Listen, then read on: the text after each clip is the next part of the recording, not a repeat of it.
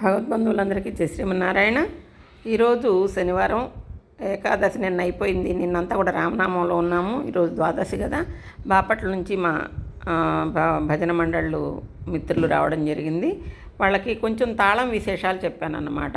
అంటే పర్ఫెక్ట్ తాళాన్ని పర్ఫెక్ట్గా కనుక చేయగలిగితే నామ సంకీర్తన ఎంత బాగుంటుందనేది మొత్తం అంతా చాలా చెప్పుకున్నాం. కానీ దాదాపు 4 గంటలు 5 గంటలు ఉండి, కాకపోతే అందులో ముఖ్యమైనటువంటి తాళానికి సంబంధించిన పార్ట్స్ వరకు వీడియో ఇందులో పెడుతున్నాను. వాళ్ళకి అవసరం, వాళ్ళ కొరకు పెడుతున్నాను. అలాగే మీకు కూడా ఎవరికైనా ఉపయోగపడితే చక్కగా ఉపయోగించుకోవచ్చును. అంటే నాకు తెలిసినంతవరకు చెప్పాను. జై శ్రీమన్నారాయణ.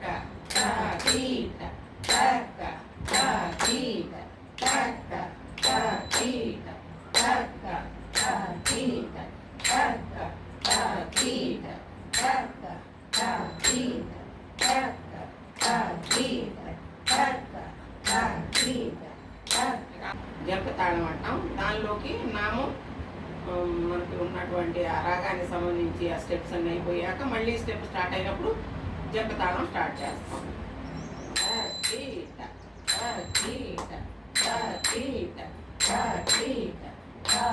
అరిచేత్తో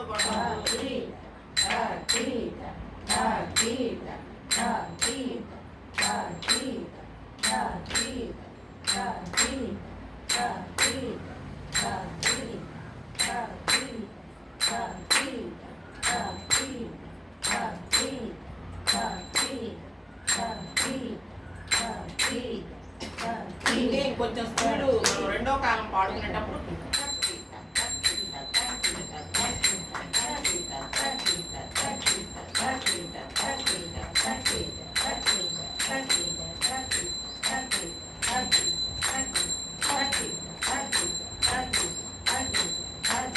కొంచెం స్పీడ్ చెప్పినాం అనుకోండి.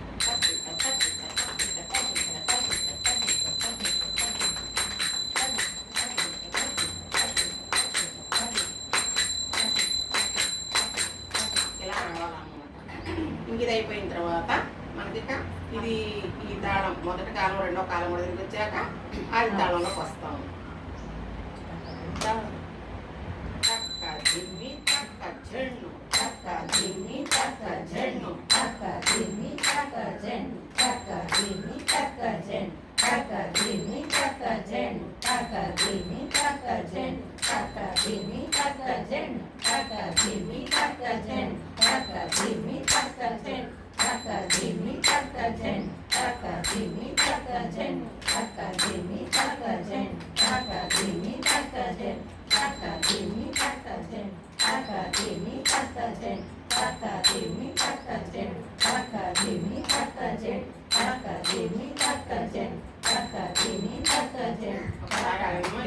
తాళం కొట్టేటప్పుడు కూడా ఇది ఇట్లా ఎప్పుడు కొట్టకూడదు. మనం కంటిన్యూషన్ ఉంచలేము. ఇలా చెయ్యి కొద్దిగా లవాలు పెట్టుకొని ఈ పై నుంచి కొద్దిగా గ్యాప్ ఇట్లా ఉండేటట్టు మనకు అలవాటు పట్టేసరికి ఆటోమేటిక్గా అంతే పడుతుంది. ఇంత పడితే కరెక్ట్ నాదం వస్తుంది తప్ప ఇలా పెట్టారనుకోండి చెక్క మోత అంటాం అన్నమాట. అది మొత్తం మూసుకుపోయిన శబ్దం వచ్చింది అన్నమాట. ఇదే తాళము ఇది కొంచెం అక్షర తాళం అన్నాను కదా. అక్షర తాళం అనే ప్రక్రియ రావాలి అని అంటే మీరు వినండి.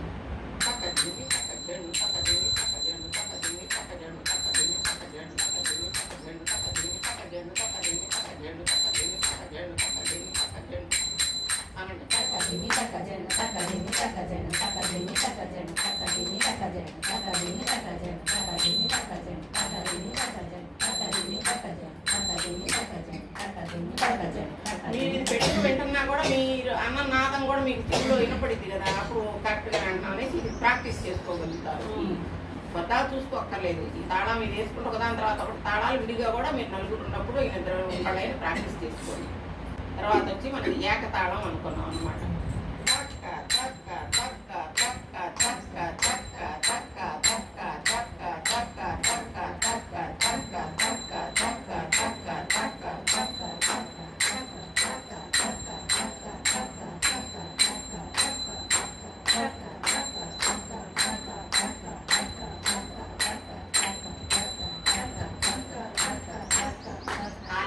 కనుకంటే ఏకతాళం అనే ప్రక్రియ నడిచింది. తర్వాత మళ్ళీ మీరు నామం చివరికి వచ్చేసరికి ఆదితాళం అయిపోయి ఆదితాళంలో నోరు తోటి రెండో కాలం పాడిన తర్వాత ఏకతాళంలోకి వచ్చినప్పుడు స్పీడ్ వస్తారనమాట. ఇదే అక్షరాలను స్పీడ్గా ఎట్లా అనాలో చూడండి.